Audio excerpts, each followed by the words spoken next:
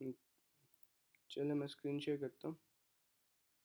अच्छा, बेसिकली ना Elliot wave थोड़ा सा एक कॉम्प्लेक्स टॉपिक है। टॉपिक के ऊपर वापस आते हैं।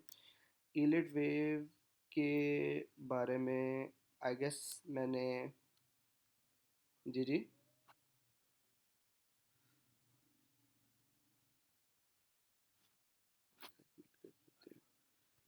एक मिनट में अपना, अब आ रही है आप सबको आवाज़ क्लियर? एक दफ़ा चैट में कंफर्म कर दें।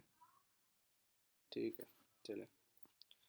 अच्छा, बेसिकली इलियट वेव के ऊपर मैं ऑलरेडी काफ़ी दफ़ा डिस्कशन कर चुका हूँ अपने चार्ट के थ्रू।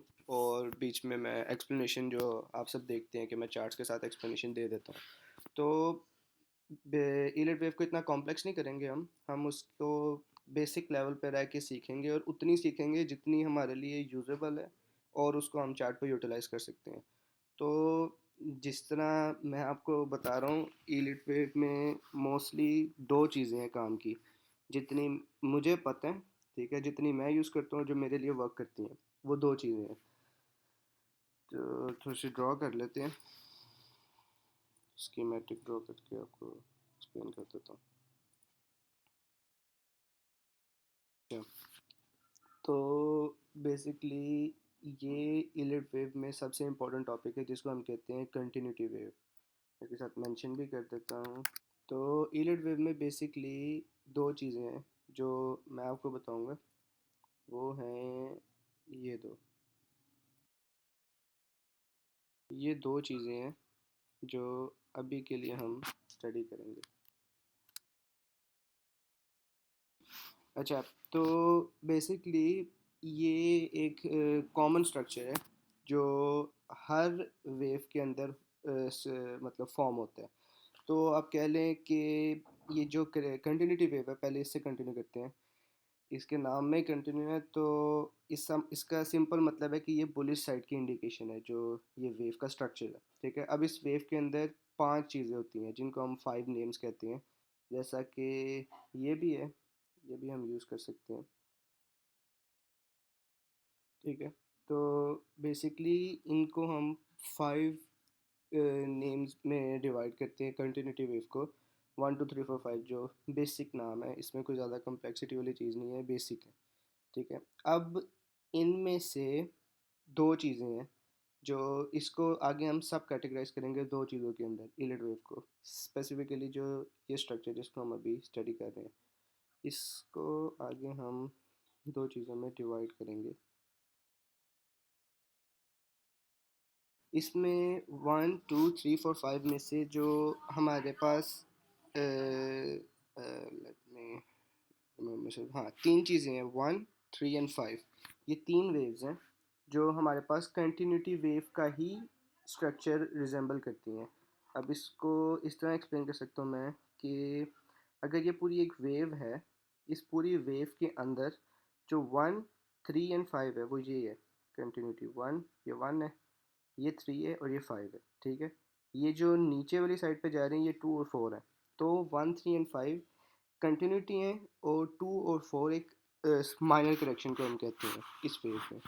अब इसमें यहाँ तक अगर किसी को कोई क्वेश्चन है तो वो मुझे एक दफ़ा रेज कर दे, क्योंकि आगे थोड़ा सा कॉम्प्लेक्स होगा, उसको एक्सप्लेन करने में और समझने में टाइम लगेगा। तो यहाँ तक अगर किसी का कोई क्वेश्चन है या कुछ नहीं समझ आया तो मुझसे एक दफ़ा पूछ ले, माइक ओपन करके। हेलो, अब आ रही है सर आपको मेरी आवाज? जी जी, अब आ रही है। Okay okay sir.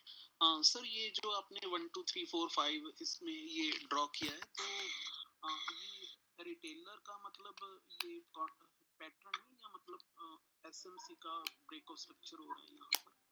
कह सकते हैं इसमें उसकी रिजेम्बलेंस है काफ़ी हद तक। लेकिन इलिट वेव को आप जिस तरीके से भी मोड़ लें या उसको जिस तरह भी आप यूज़ करना चाहें आप कर सकते हैं। मैं मेनली इसको, क्या नाम है, एक डिफरेंट कॉन्सेप्ट के तौर पे यूज़ करता हूँ, क्योंकि अगर हम इसमें एसएमसी को ऐड करना शुरू कर देंगे तो वो ज़्यादा एक कम्प्लेक्सिटी क्रिएट कर देगी। वैसे ऐड की जा सकती है, लेकिन अगर आप इसको एक सोली अलग कॉन्सेप्ट यूज़ करेंगे तो ये आपके लिए ज़्यादा बेनिफिशियल रहेगी। अच्छा, वैसे इसमें फिबोनाची यूज करते हैं उसके कहते हैं कि इस लेवल से रिटर्न होगी, और हाँ वो भी यूज़ हो बस। सकता है यहाँ पे। उसकी एग्जांपल हम थोड़ा सा आगे जाके मैं आपको उसको भी रिलेट करके दिखाऊंगा कि फिबोनाची यहाँ पे कैसे यूज़ किया जा सकता है, और इसमें एसएमसी को भी कैसे यूज़ करते हैं वो भी मैं यहाँ पे आपको दिखा दूंगा। ठीक है, यहाँ तक अगर किसी को कोई चीज़ समझ नहीं आई तो बता दें, फिर आगे मैं कंटिन्यू करते एक दफ़ा चैट में लिख दें या वॉइस ओपन करके जैसे आपने बताना है। Okay, all clear. चलें आगे फिर हम कंटिन्यू करते हैं, बैक टू द चार्ट। अच्छा तो ठीक, अच्छा तो यहाँ पर ना जहाँ तक मैंने आपको बताया 1 2 3 4 5, अब इसमें से वन जो वेव वन है, अब मैं इसको हाईलाइट कर देता हूँ यहाँ से यहाँ, ये जो आपकी वेव वन है, देन इसे वेव थ्री कहेंगे, ये जो सबसे लंबी है। ठीक है, wave three and wave five, ये आपकी इम्पल्सिव वेव्स हैं। ठीक है, और ये वो वेव्स हैं जिसमें आपको सबसे ज़्यादा मूवमेंट देखने को मिलेगी। ठीक है, अमूमन जो मार्केट में जो हम कह लें ब्रेक ऑफ स्ट्रक्चर होता है या इंड्यूसमेंट के बाद वाली मूव होती है, अगर हम उसको ईलियट वेव में यूज़ करें या ईलियट वेव की सूरत में देखें तो वो कंटिन्यूटी वेव की इन तीन वेव्स में से कोई एक होती है। लेकिन एसएमसी में तो हमें नहीं पता कि वो वेव कौन सी है, उस इसलिए हम ईलियट वेव को यहाँ पर यूज़ करते हैं। ईलियट वेव को इसलिए यूज़ करते हैं ताकि हमें पता हो कि हम वेव के कौन से स्ट्रक्चर में चल रहे हैं, या कंटिन्यूटी वेव के अंदर हम कौन सी वेव में करंटली हैं। तो ये तीन वेव्स आपकी इम्पल्सिव वेव्स होती हैं, अगर आप इनको इन शॉर्ट कहना चाहें। और जो ये दो वेव्स होती हैं, wave two and wave four, ये आपकी करेक्टिव वेव्स होती हैं। ठीक है, तो जो आपकी वेव वन है, wave three and wave five है। अब आगे इसमें एक कम्प्लेक्सिटी है जो काफ़ी लोगों को समझ नहीं आती। मैं यहाँ पे फिर एक दफ़ा थोड़ा सा बड़ा करके ड्रॉ कर देता हूँ ताकि उसमें मैं फर्दर ड्रॉ कर सकूँ। अच्छा, अब बेसिकली जो wave one three and five है, ये अपने ही अंदर पूरी कंटिन्यूटी वेव का स्ट्रक्चर रिपीट करती हैं। वो कैसे करती हैं, यहाँ पे मैं एक दफ़ा ड्रॉ करके दिखा देता हूँ। जैसे ये वेव वन है, इस वेव वन के अंदर ये सारा स्ट्रक्चर एलटीएफ के अंदर रिपीट होगा, जैसा कि लाइक दिस फाइव। ठीक है, तो एलटीएफ के अंदर ये चीज़ ऐसे रिपीट होगी। मतलब कि जो आपकी वेव वन है, वेव थ्री है और वेव फाइव है, उसमें कंटिन्यूटी वेव ओवरऑल रिपीट होती है एलटीएफ के अंदर। अब जैसे एग्जांपल के तौर पे ये सारा स्ट्रक्चर है हमारे पास 1 आवर का या 4 आवर का, अगर हम एग्जांपल ले लेते हैं यहाँ पर कि ये इंटायर स्ट्रक्चर है हमारे पास। अब ये अगर आपका इंटायर स्ट्रक्चर 4 आवर का है, तो इस पूरे स्ट्रक्चर के अंदर one three and five L T F, अब एज्यूमिंग कि हमारा जो लोअर टाइम फ्रेम है वो यहाँ पे 15 मिनट्स है, तो 15 मिनट्स के अंदर वेव वन, वेव थ्री और वेव फाइव जो 4 आवर की हैं उसमें पूरा कंटिन्यूटी वेव का स्ट्रक्चर रिपीट होगा। ठीक है, तो एक दफ़ा ड्रॉ कर देते हैं ताकि, अच्छा यहाँ तक किसी को कोई डाउट है इलिड वेव के अंदर, या सिंपल इतनी चीज़ में जो मैंने एक्सप्लेन की वो पूछ सकता है, या मैसेज में बता दें अगर समझ नहीं आई। ये जो होंगी वेव्स ये सारी, जी जी, मतलब वेव वन है, इसके अंदर भी 5 वेव्स बनेंगी और वो छोटे टाइम फ्रेम की होंगी। नहीं नहीं, मैं आपको, आप आगे से मेरी बात नहीं समझे, मैं आपको ये बताने की कोशिश कर रहा हूँ कि जो कंटिन्यूटी वेव है ना, ये एक बेसिक स्ट्रक्चर है, अगर आप इसको बेसिक स्ट्रक्चर के तौर पे लेके चलें। अब एल के अंदर जो आपकी एच की वेव थी, जैसे कि 1 2 3 4 5 आपकी एच के अंदर, अब एल जी में आपका जो वन है वो सारी कंटिन्यूटी वेव को रिपीट करेगा। ठीक है, उस एक वन में कंटिन्यूटी वेव दोबारा बनेगी एल में। ठीक है, यहाँ तक बात आपको समझ आ गई? जी आ गई। ठीक है, अब आगे क्या नाम है, same cheese wave three and wave five में रिपीट होगी एलटीएफ के अंदर। बाकी एसटीएफ का स्ट्रक्चर तो इतना कॉम्प्लेक्स नहीं होता क्योंकि मार्केट में नॉइज़ कम होती है, लेकिन एलटीएफ के अंदर सेम वही सारी स्टोरी, रिपीट होती है इन स्पेसिफिक वेव्स में जो मैंने आपको बताई है, ठीक है। जी। चलो आगे कंटिन्यू करते हैं। अच्छा, ये एक ना बेसिक सिर्फ कंटिन्यूटी वेव रिलेटेड थी, ये जितनी भी मैंने आपको चीज़ बताई है कि 1, 3 एंड 5 में ये सारा स्ट्रक्चर रिपीट होता है, ये एक बेसिक स्ट्रक्चर है जो 1, 2, 3, 4, 5 है। अब इसमें पीछे जो रिमेनिंग हमारे पास रह गई हैं वो है 2 एंड 4, ठीक है। 2 एंड 4 आपके पास अब आगे रिमेनिंग वेव्स रह गई हैं कि इन वेव्स में क्या होता है, ठीक है। अब इसके लिए हमें एक सेपरेट वेव स्टडी करनी पड़ेगी जो कि है हमारे पास करेक्टिव वेव, ठीक है। अब उसको आगे हम ड्रॉ कर लेते हैं यहाँ से।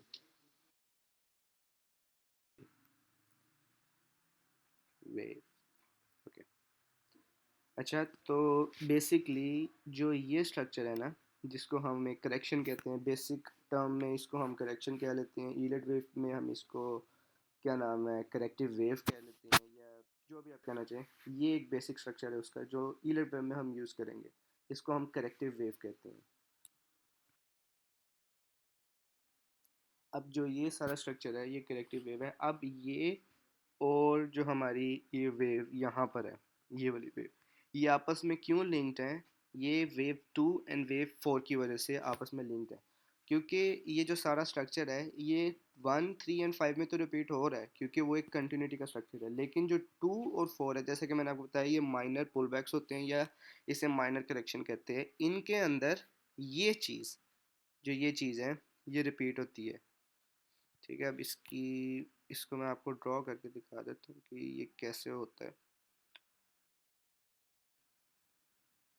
Like this. अब यहाँ तक किसी को कोई चीज़ समझ नहीं आई तो मुझसे एक दफ़ा पूछ ले, फिर मैं आगे इसको लिंक करके आपको बताऊँगा कि ये किस तरह एक इन होल ये किस तरह ड्रॉ की जाती है। यहाँ तक अगर किसी को कुछ नहीं समझ आई तो पूछ ले एक दफ़ा। अच्छा, ये एबीसी के बाद ही मतलब फिर क्या नाम है, दोबारा एक नई वेव बनती है हाँ, जब ऊपर दोबारा? वो एक, हाँ, जो आपने बात की है ना कि ABC के बाद एक दोबारा वेव बनती है, वो HTF की नेक्स्ट वेव होती है जो इम्पल्सिव वेव होती है। ABC जोन से है वो सिर्फ 2 है या 4 है, ठीक है। तो अगर आपका प्रीवियसली 1 बन गया, 1 के बाद बनेगा ABC जो आपकी सेकंड वेव है। अब सेकंड वेव के बाद थर्ड वेव शुरू होगी, ठीक है, एंड देन आपकी फोर्थ एंड ओवरऑल 5 बनेगी। अब यहाँ तक ये सिंपल था और काफ़ी सिंपल लग रहा है। अब इसके बाद ये था सिर्फ एक साइड ऑफ ईलेट वेव जो मैंने आपको बताई है, सिर्फ ये कंटिन्यूटी वाली की जो बात की है, ये सिर्फ एक साइड थी। अब हम नेक्स्ट इसको कम्प्लीटली स्टडी करते हैं, तो कंप्लीट में इसका स्ट्रक्चर कुछ ऐसे ड्रॉ किया जाएगा। अच्छा, अब इन होल जो ईलेट वेव है हमारे पास सारी, वो कुछ इस तरह की एक वेव की फॉर्मेशन होती है। ये एक कंप्लीट वेव है, ठीक है। ये आपकी पूरी एक कंप्लीट वेव है जिसके अंदर समझ ले सारी यूनिट वेव सम अप हो जाती है। अब चंद एक करेक्शंस भी हैं, डिफरेंट चीज़ें हैं।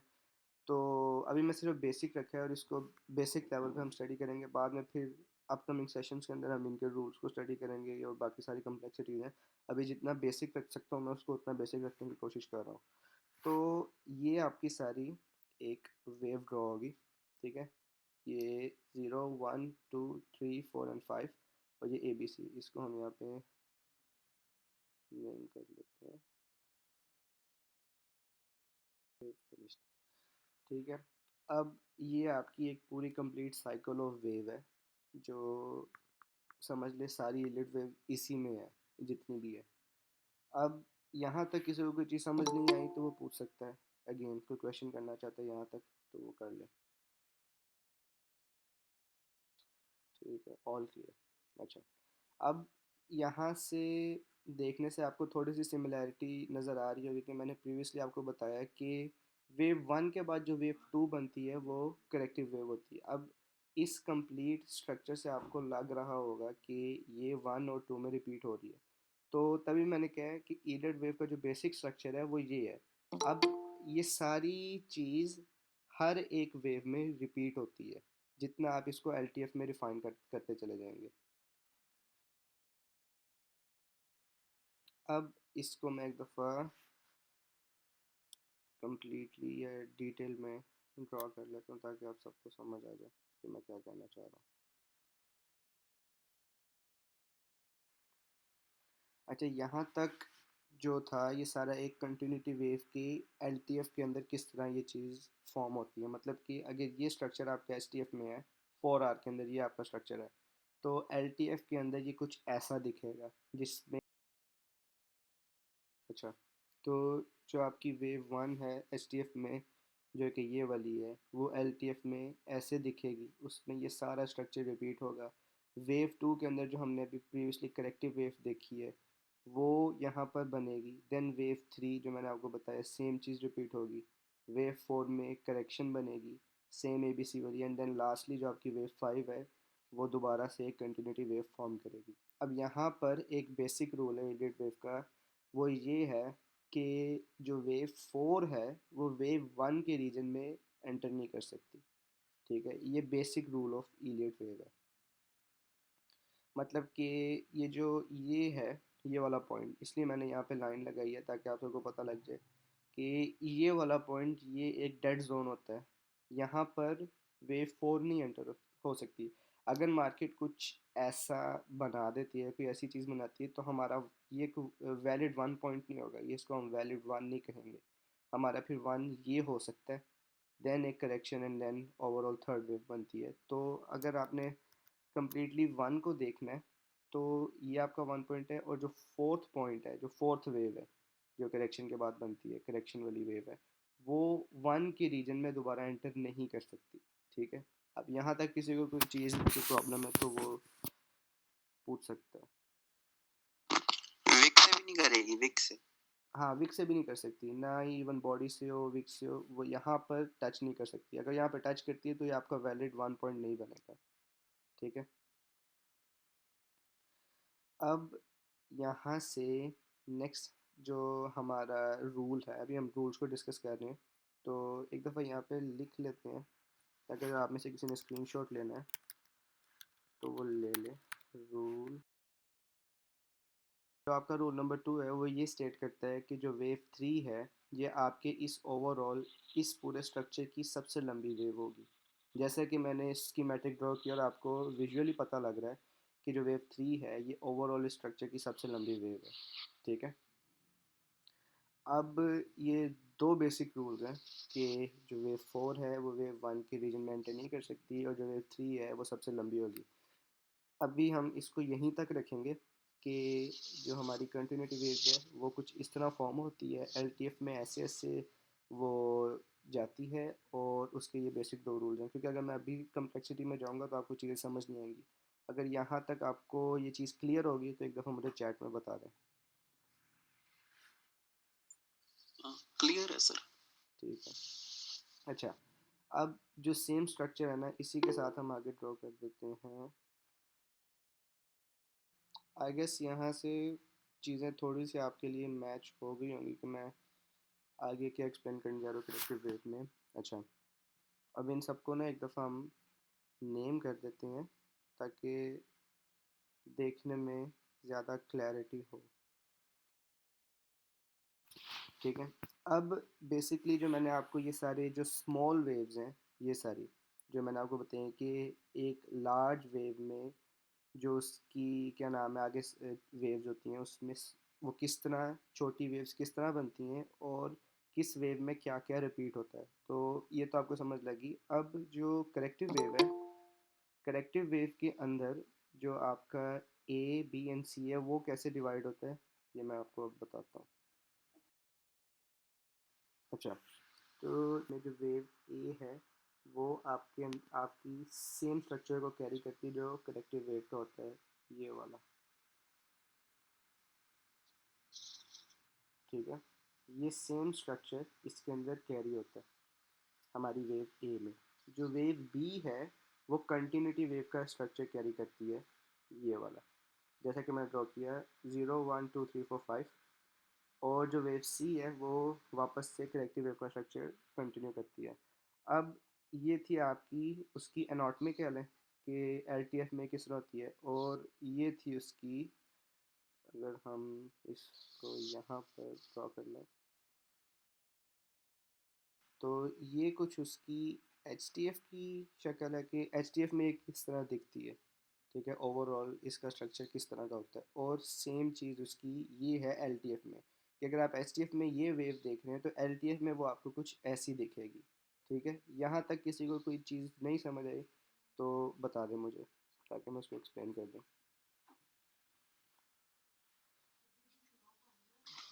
अच्छा, ये जो वेव 5 के बाद जो करेक्शन आएगी, ये वेव 1 के रीजन में ये टैप कर सकती है?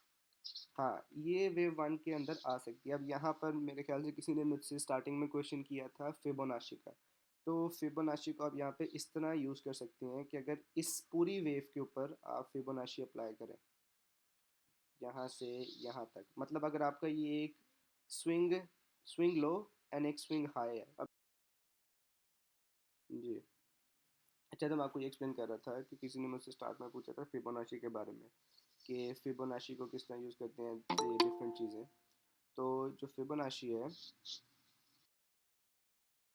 जो फिबोनाची है वो इस तरह यूज़ होता है कि आपकी कंटिन्यूटी वेव के ऊपर आप उसके स्विंग लो से स्विंग हाई तक फिबोनाची लगाते हैं, जो आपका एक पूरा एक वेव बनती है।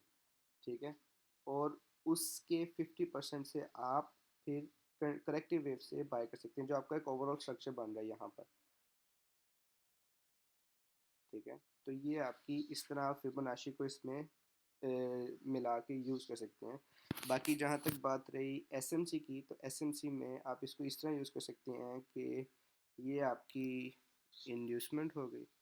मैं यहाँ पे चीज़ों को सिर्फ एक रिलेट इसलिए कर रहा हूँ ताकि आप लोगों को समझ आ जाए कि ईलेड वेव को बाकी कंसेप्ट के साथ आप किस तरह यूज़ कर सकते हैं। या आपकी इंड्यूसमेंट है, या आपका breakup structure, inducement breakup structure, ये स्विंग लो, ये स्विंग लो, फिर यहाँ पर जब ये वापस आएगी या अगर इसको टर्मिनेट करती है तो वो आपका एक फेक चेंज ऑफ करेक्टर होगा। ये आगे कम्प्लेक्सिटी है, तो अगर ये मैं एक्सप्लेन करने बैठ गया तो समझ नहीं आएंगी चीज़ें, इसलिए मैंने इसको सिर्फ अभी ईलिड वेव की हद तक रखा है कि अगर मैं आपको ईलिड वेव बताऊंगा तो आपको ये चीज़ें बेहतर समझ आएंगी। तो ये सारी ईलिड वेव थी जो मैं यूज़ करता हूँ। मैं इससे ना इससे कुछ ज़्यादा यूज़ करता हूँ ईलिड वेव का, ना इससे कुछ कम यूज़ करता हूँ। इतनी मुझे आती है, अगर मैं सिंपल टर्म्स में बताऊँ तो इतनी ईलिड वेव मैंने स्टडी की है, और मैंने जो समराइज़ किया है कि इतनी ही ईलिड वेव आपके लिए इम्पॉर्टेंट है मार्केट को रीड करने के लिए या मूव्स को प्रिडिक्ट करने के लिए। ठीक है, तो अगर किसी को कुछ नहीं समझ आए तो पूछ ले।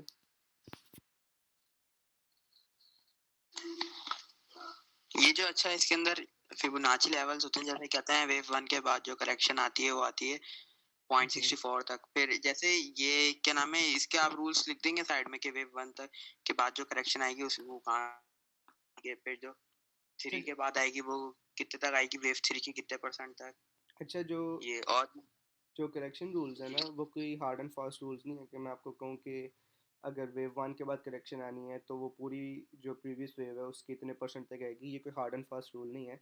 जैसा कि मैंने आपको बताया, मैंने ड्रॉ करते हुए इस तरह बनाई थी कि वो उधर फॉल नहीं कर रही थी, लेकिन मैंने उसको एक्सटेंड कर लिया। तो करेक्शन का कोई ऐसा रूल नहीं होता। हाँ, एक बेसिक रूल है या एक यूनिवर्सल रूल कह लें जो काफ़ी सारे इलिट वेव ट्रेडर्स यूज़ करते हैं, वो यहाँ पर कुछ 0.65 या 75 के दरमियान का होता है। अगर हम ये वाला रीज़न आप कह सकते हैं कि यहाँ पर, अगर हम इसको एक्सटेंड कर लें यहाँ तक, हाँ, यहाँ तक जो आपकी पॉसिबल करेक्शन है वो यहाँ तक आ सकती है। देन आफ्टर आपकी नेक्स्ट वेव शुरू होगी। अब ये जो सारा स्ट्रक्चर है, अगर ये वही चीज़ रिपीट हो रही है एंड देन टू, और ये इस तरह आप जितने लोअर टाइम फ्रेम में जाते जाएंगे ये सारी कहानी रिपीट होती जाएगी। ठीक है, अगर यहाँ तक किसी का क्वेश्चन है तो पूछ ले, ताकि फिर हम इस टॉपिक को समराइज करें, एंड करें बेसिकली। सर ये जो सर मेरा एक क्वेश्चन था कि जैसे 4 आवर से हम 15 मिनट की स्ट्रक्चर मैपिंग करेंगे तो ये एक मतलब सर जैसे 4 आवर का मतलब मार्केट रिट्रेसमेंट करती हुई आ रही है, 4 आवर के पीओआई से ये 15 मिनट का मतलब एक स्ट्रक्चर कंप्लीट हो गया, देन हम फिर मतलब 4 आवर का पीओआई मतलब फाइंड करेंगे तो देन वो थर्ड एक्सपेंशन होगी, मतलब थर्ड वेव बनेगी ना सर वहां से। हाँ जी, आप इसको इस तरह रिलेट कर सकते हैं, जैसे मैंने आपको बताया। एक मिनट, आपने कहा कि 4 आवर का स्ट्रक्चर है, और यहाँ बेसिकली आपका क्वेश्चन ये था कि आपका जो 4 आवर का स्ट्रक्चर है वो, और आप उसको 15 मिनट के स्ट्रक्चर को कंबाइन करना चाह रहे हैं। ये था आपका मतलब इन शॉर्ट क्वेश्चन। हाँ जी सर। हाँ, तो वो आप बेसिकली जैसे मैंने आपको ये सारा स्ट्रक्चर ड्रॉ करके दिखाया है कि ये उसकी एलटीएफ की एनाटॉमी है सारी। तो इसमें आप एलटीएफ में अगर एग्जांपल के तौर पे 15 मिनट्स ले लेते हैं कि ये सारा जो छोटा स्ट्रक्चर है 15 मिनट्स का है, और ये जो ओवरऑल बड़ा जितना स्ट्रक्चर है ये 4 आवर का है। तो आप इसको इस तरह रिलेट कर सकते हैं कि ये 15 मिनट की इंड्यूसमेंट थी, ठीक है, और आपकी 4 आवर की जो नेक्स्ट सेकेंड वेव थी वो इस इंड्यूसमेंट के बाद है। तो आपको पता है आपकी थर्ड वेव बननी है नेक्स्ट। तो आप थर्ड वेव के हिसाब से जी। यहाँ किसी पीओआई से बाय कर सकते हैं अगर आपने ट्रेड फॉर्मुलेट करनी है। ओके ओके, ठीक है। ठीक है सर, क्लियर। अच्छा, time frame combination for Elliott wave STF and LTF. अच्छा, कोई भी टाइम फ्रेम आप यूज़ कर सकते हैं। आप इस पे 1 ईयर तक से लेके जितना छोटा जा सकते हैं जा सकते हैं। अब वो फिर आप पे डिपेंड करता है, ये आपकी प्रैक्टिस पे डिपेंड करता है कि आपने छोटे टाइम फ्रेम्स को कैसे मर्ज करना है, या छोटे टाइम फ्रेम तक आपने अपनी वेव को कैसे एक्सटेंड करते जाना है। तो ये प्रैक्टिस के साथ आएगा। मैंने आपको यहाँ पे रूल्स बता दिए, सारा स्ट्रक्चर भी एक्सप्लेन करके दिखा दिए। तो अब आप जितना इसको चार्ट पर प्रैक्टिस करते रहेंगे तो आप अपनी वेव्स डिफाइन करते जाएंगे।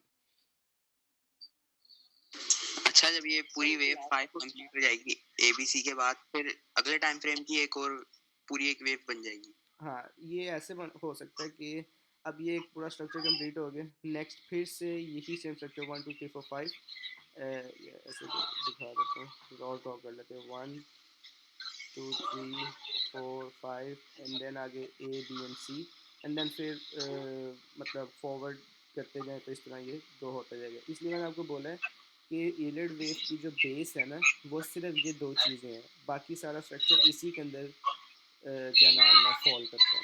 ठीक है, और कोई क्वेश्चन किसी का?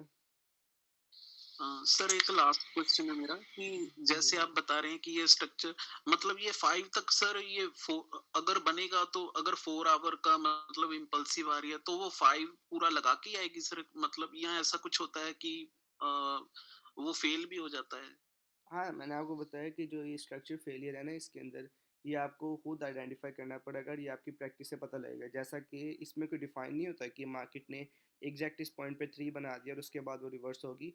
ये आपको खुद मतलब स्टडी करना पड़ता है कि जैसा आपने बोला 5 तक यहाँ पर आएगी और उसके बाद नीचे आएगी। तो ये आपको क्या नाम है, जितना प्रैक्टिस करेंगे ये आपको उतना पता लगेगा कि किस किस तरीके से ओके मार्केट ऊपर आ रही है और आपकी वेव किस में इस तरह फॉल कर रही है। ठीक है, जी sir, thank you sir. Welcome. इसका एग्जांपल लाइव चार्ट पे दिखा सकते हैं? चलो मैं दिखाता हूँ लाइव चार्ट पे। इसकी कुछ हम इस तरीके से एग्जांपल देख सकते हैं, क्योंकि अभी गोल्ड तो कंटिन्यूसली बुलिश जा रहा है, लेकिन मैं आपको फिर भी कोई ना कोई एग्जांपल दिखा देता हूँ। क्योंकि इससे पहले ना मैं अपने चार्ट मार्क करके रखता था, या कह लें कि मेरी वेव्स निकली थी, क्योंकि काफ़ी देर हो गई मैंने भी नहीं देखा। यहाँ पर देखें 3 4 5 एंड देन आगे जो आपकी करेक्शन है ए बी एन ऑनवर्ड सी। ठीक है, तो ये एक बेसिक यहाँ पर उसका स्ट्रक्चर रिपीट। अभी ये ट्रम्प की स्पीच से पहले जब इसका सारा स्ट्रक्चर यहाँ पर स्टक था तो मैंने तब कहा था कि ये यहाँ से सेल हो सकता है। अपने एक फ्रेंड को मैसेज किया था, क्योंकि ये जो सारा स्ट्रक्चर था ना ये मुझे नज़र आ गया था कि यहाँ पर आपकी एक ईलियड वेव जो कंटिन्यूटी वेव है 1 2 3 4 5 वो यहाँ पर बनी थी, and then after that A B and C बननी थी। मार्केट बी तक खड़ी थी और मैंने सी वेव प्रिडिक्ट की थी कि सी यहाँ से नीचे फॉल करेगा। ठीक है, अब यहाँ से पॉसिबल है कि जो अपकमिंग डेज में 1 2 3 4 5 अगेन ग्रो हो सकती है like this, then again price ऐसे 3 4 एंड ऑनवर्ड 5 ड्रॉ कर सकते हैं। ठीक है, ऐसे सकता है। वैसे इलियट वेव इतना कोई मतलब ख़ास कंसेप्ट नहीं है जितना आप लोग ट्रीट करते हैं, क्योंकि मैंने काफ़ी देखे इस चीज़ की डिमांड बहुत ज़्यादा है इलियट वेव की, या लोग काफ़ी ज़्यादा इसके पीछे भागते हैं कि ईलिड वेव सीखनी है। ईलिड वेव को सिर्फ एज अ साइड कॉन्फ्रेंस रखें। इसका मतलब So VSA is the important है। VSA भी क्या नाम है, अच्छा जो बेस आपके कंसेप्ट है ना, मैं अपना बता देता हूँ, बाकी फिर आप आके उसको रिलेट कर सकते हैं कि जो आपके बेस कॉन्सेप्ट्स हैं ना, वो मेरी नज़र में तीन है। आप इन तीनों में से कोई भी एक ले लें, उसको अपनी बेस बना लें, एंड देन उसके ऊपर अपनी कोई एक स्ट्रैटेजी को निकाल लें, जैसा कि SMC, ICT एंड VSA। हाँ, SMC, ICT एंड VSA आप ले लें, तो इसमें से किसी भी एक को अपना बेस कॉन्सेप्ट रखें। अब अगर आपने SMC रख लिए तो आप उसके स्ट्रक्चर को फॉलो करें, उसके स्ट्रक्चर में ईलेट वेव यूज़ कर लें ज़्यादा क्लैरिटी के लिए, और उसके POIs को आप फॉलो करें, और साथ ICT यूज़ कर ले अपनी एंट्री टेक्निक्स के लिए, क्योंकि मुझे तो तीनों चारों चीज़ें कह लें मुझे काफ़ी हद तक आती हैं, तो मैं SMC का मोस्टली स्ट्रक्चर यूज़ करता हूँ, ईलेट वेव स्ट्रक्चर क्लैरिटी के लिए यूज़ कर लेता हूँ, और ICT मोस्टली मेरी एंट्री टेक्निक्स के लिए होता है।